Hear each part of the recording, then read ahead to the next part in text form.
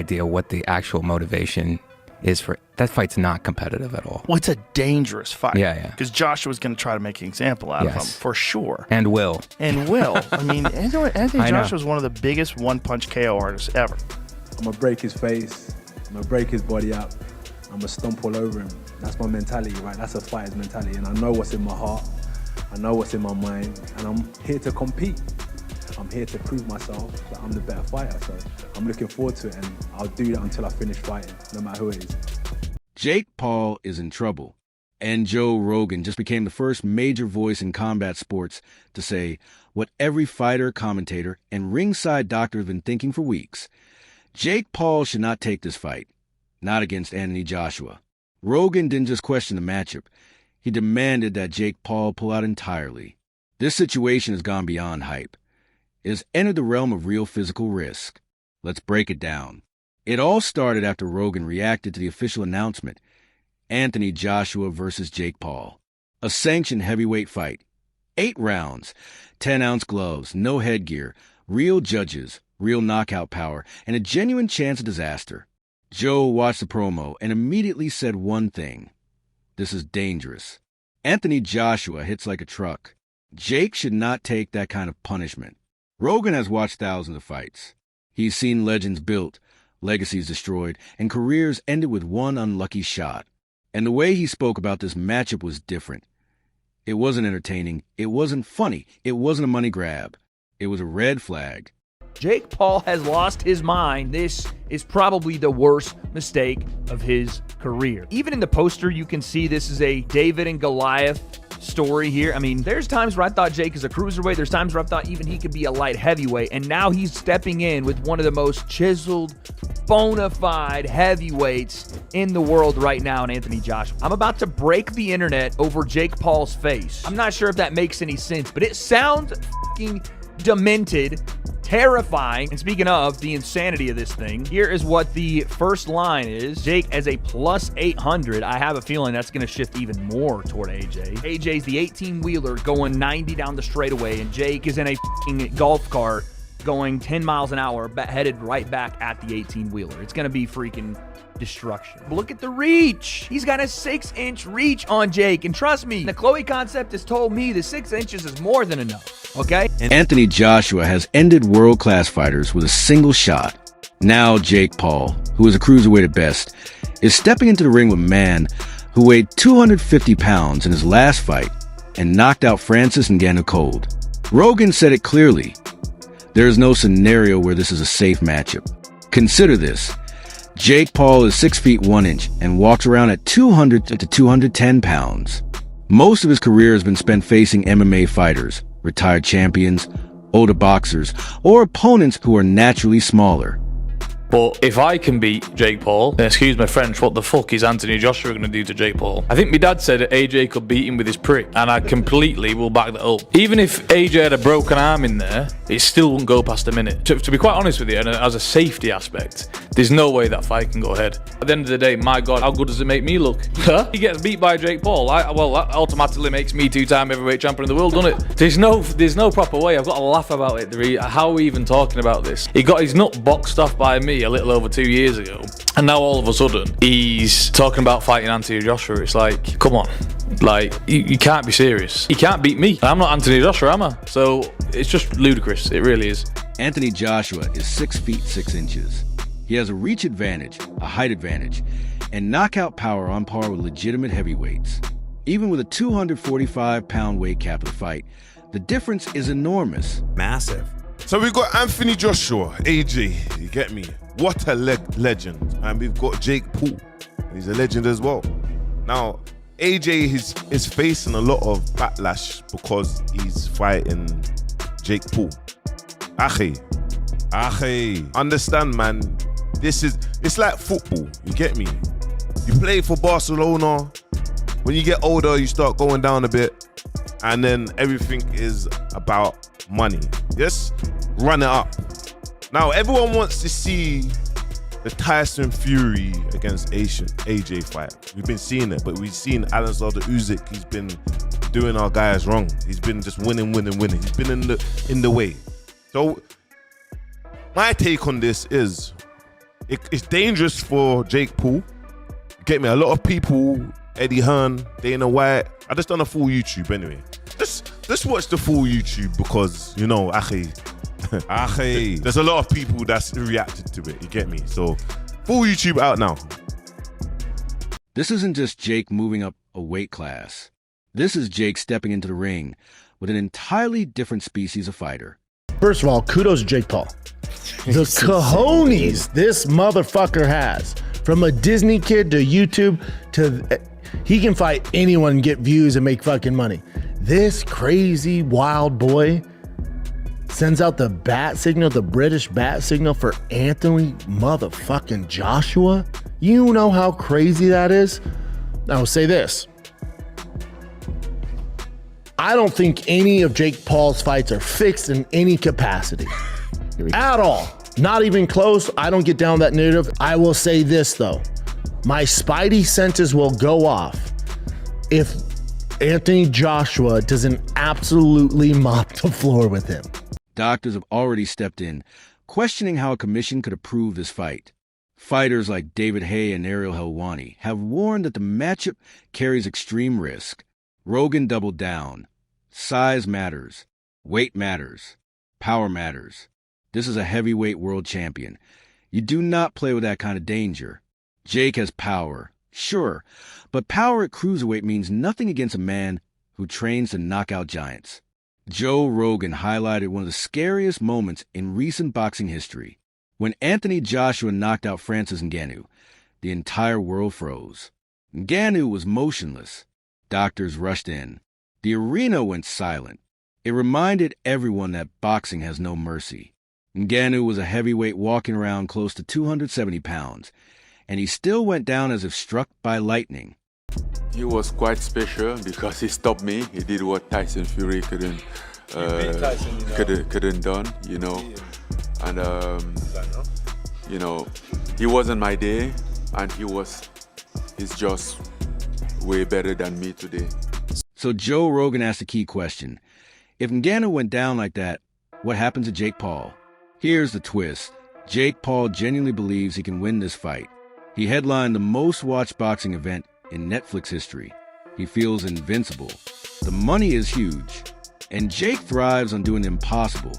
It's part of his brand. He has built a career out of proving people wrong. But Joshua is not Ben Askren. He is not Nate Diaz. He is not Tyron Woodley. And he is definitely not a 58-year-old Mike Tyson. He has people around him that will be saying to him, mate, Anthony hasn't boxed for a year and a half. Mate, Anthony got dropped in his last fight. Anthony's head's all over the place. He's gone. So listen, fair fucking play. If he steps up and fights AJ, I will be the first to hold my hands up and go fair fucking play. He'd have to be crazy to do it. He would have to be crazy to do it. Jake Paul's never really fought anyone major, like, you know, when's he going to step up and fight a real fighter? I mean, this would definitely be one way to kill that narrative, but it would be a dangerous one. If we're offered it, and the money that I know is inevitable in a fight like that, it would be very difficult for us to turn it down. And I know some people will find a reason to not like it and moan, but I'm just going to give it to you straight always. We were going to have a run out this year in an 8-rounder against someone in the top, I don't know, 120 on BoxRec that you've never heard of. We could have a run out against Jake Paul, end him in boxing forever, get rid of this whole little silly thing, and make about 50 or 60x in the process. How can you turn it down? So if it's real, there is a chance. Jake's won fights that I didn't think he'd win.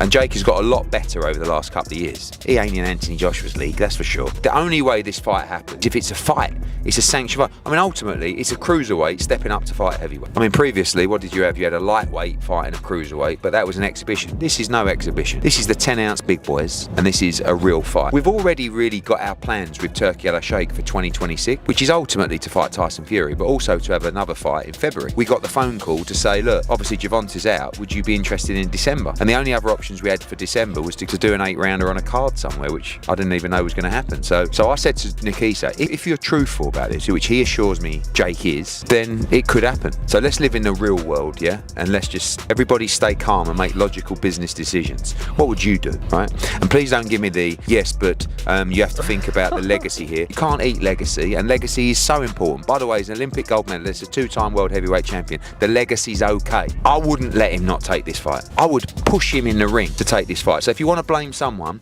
blame me. Just relax. One, I don't even know if it's going to happen. Two, if it does, just relax. Enjoy us going in there for boxing and sticking one on his chin. We'll go back, we'll fight Tyson Fury, etc. So just relax. But how can you say no? How can you say no? What am I missing? This is a live, active, two-time heavyweight champion with real motivation and something to prove. Rogan believes Jake has let the hype blind him to the real danger. I'm knocking this guy out, becoming the CEO of Matchroom Boxing and changing the plans, and it's going to be me versus Tyson Fury next year, and this is going to be fun. I want him to cut me up. I want him to break my face, but guess what? He's going to have to kill me to stop me, and I'm ready to die, seriously ready to die in the ring to win this fight. Seriously ready to die. Seriously ready to die. We're all born to die, baby. The Ring 4, November 22nd. Watch only on DAZN. One of the most controversial things Rogan said is that the commission should review this matchup again. He emphasized safety multiple times, because normally boxing commissions do not allow huge mismatches in weight and experience. But Jake Paul is not a normal case. He is a massive star and money changes everything. Rogan highlighted the harsh reality. If this were any other fighter with Jake's record, this fight would never be approved. Jake is stepping into true heavyweight territory. And in boxing, that's where the line between sport and real danger becomes dangerously thin. And so I like the challenge. People, that's the criticism. Fight someone in their prime who's a beast. I think people just want to see me lose. That's really what the message is behind it all. And Anthony Joshua is an insane fight, but I want that challenge. We've been DMing back and forth. He wants to make it happen. He called me up, and it's looking very likely for next year. Not long ago, Jake was facing Javante Davis, a lightweight, nearly 100 pounds lighter than him. Yeah, he just represents everything that's wrong with boxing, unprofessionalism, and he's getting what he's reaping what he sows. But I hate working with people like that. He stands everyone up, film crews, everything. Doesn't do any promotion, doesn't do any posts, but it is what it is. I'm actually glad this all happened this way so that he doesn't get... That fight was canceled due to Tank's legal issues. With Davis out, Jake began looking for a new opponent. I think Javante would have struggled in some aspects, but I think he would have got the victory.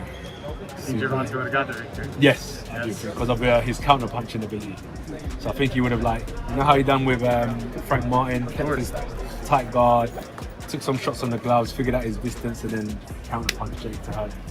The Ring 4, November 22nd. Watch only on DAZN.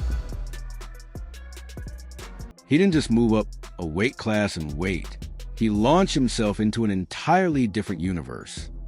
I give 100% respect to Jake Paul, but that's a dangerous fight for him. He probably gets knocked out. I'm not trying to be a hater. I'm not saying nothing bad. But Anthony Joshua is Anthony Joshua. He's multiple-time champion, Olympic gold medalist. You know what I mean? The last time somebody stepped in the ring with him that didn't have that much boxing experience was Ngannou, and you've seen what happened to him. But big respects to Jake Paul. It's gonna be a good card. It's a big fight. And it's a good fight, man. I give 100% respect to Jake Paul for. Rogan called the move reckless. He understands how dangerous heavyweight boxing can be, and he believes Jake jumped from one extreme to another far too quickly. From Tank Davis at 135 pounds to Anthony Joshua at 245. I don't blame Anthony for anything. I don't think that he's doing something wrong. I think that he's doing what he needs to do for himself, which is the proper thing to do, in my opinion. Now, as far as the fight, I think that maybe 6-7 rounds, maybe 5-6-7 rounds, Anthony will catch him with some shots and put him down, and I think the fight will be stopped. I don't think Jake presents a problem. I think that it's a low risk, high reward for Anthony. Here's what makes this even scarier. Anthony Joshua is taking the fight seriously. He is not treating Jake like a YouTuber, nor is he treating it as a spectacle. He is preparing as if he is facing a legitimate contender. A knockout win over Jake Paul will bring millions of views, millions of dollars, and a global spotlight right before his ultimate goal, a showdown with Tyson Fury. Do you regret the Joshua fight not happening? No, I don't. I don't regret anything. Life's too short for regrets. What do you think of Jake Paul calling him out? I think it's a good fight. I think it's a real 50-50 fight. So Anthony Joshua is motivated. That's the last thing Jake needed. The fight is scheduled for 8 rounds, 3 minutes each, with 10-ounce gloves. Rogan pointed out that this is a long time for Jake to face real danger. When Joe made his comments, doctors and analysts began weighing in online. A ringside physician said, Jake is at risk of concussion from a single punch. This is not trash talk. This is a medical concern. And that's exactly why Rogan raised the alarm. Jake Paul has not backed down. He doubled down. He posted training footage. He said he wants greatness. He said he is not afraid. He said people doubted him before, and he proved them wrong every time. Do you regret the Joshua fight not happening? No, I don't. I don't regret anything. Life's too short for regrets. What do you think of Jake Paul calling him out? I think it's a good fight. I think it's a real 50-50 fight. But Rogan believes Jake is ignoring the risk, that he's too caught up in the hype to recognize the danger. Jake has a history of fighting with emotion. When he feels the world doubts him, he throws himself into the fire.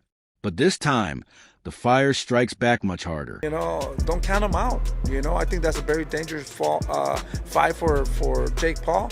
But at the end of the day, we could have a big upset, But I think that AJ is too much for Jake Paul at this point, and he's bigger than Jake Paul, in my opinion. Do you think it's competitive? A lot of people are saying if AJ doesn't get him out of there in 2 rounds, it'll be a huge embarrassment. I don't think that's not the case, that he's gonna get Jake Paul. At the end of the day, Jake Paul has been training hard too, and he's a pretty good fighter.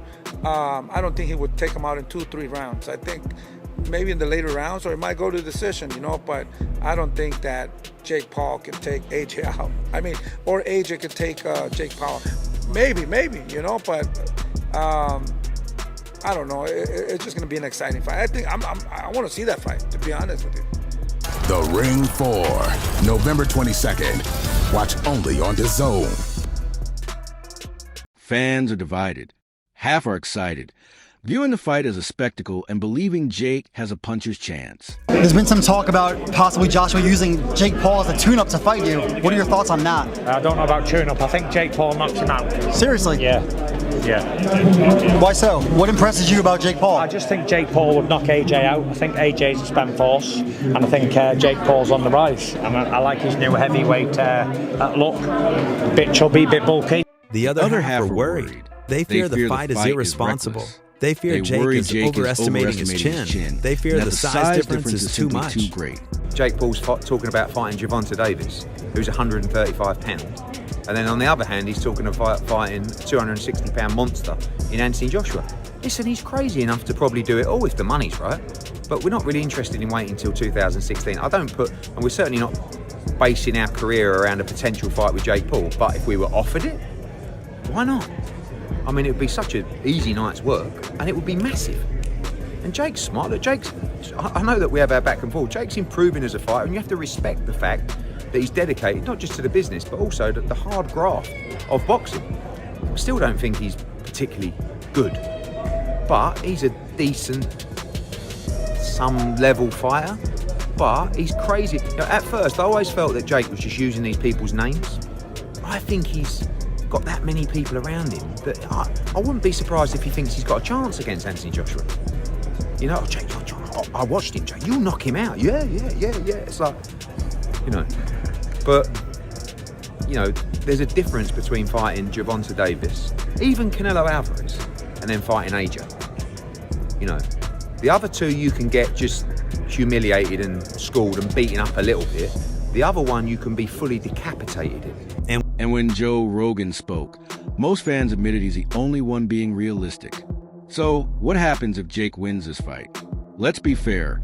Jake always finds ways to shock people. He might catch AJ cold. He might survive the early rounds. He might even outbox him for points. It's possible. Unlikely, but possible.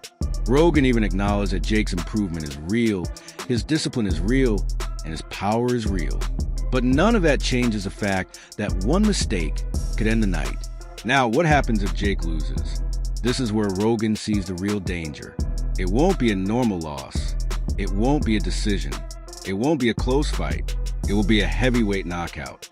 And that kind of knockout can end a career, or worse, if things go badly.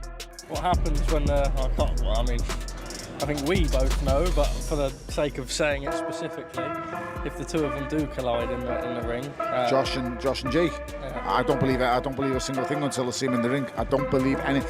Even if they come together for a press, I don't believe it. I don't genuinely believe he will climb into a boxing ring with 10-ounce gloves on with Anthony Joshua. It won't happen. It can't. Hypothetically, if it does, how long does it last? As long as Josh wants it to. Simple as that. As long as he wants it to. The same way it did with Floyd Mayweather and Conor McGregor. The same way it did with Anthony Joshua and Francis Ngannou. Joe's final warning was simple.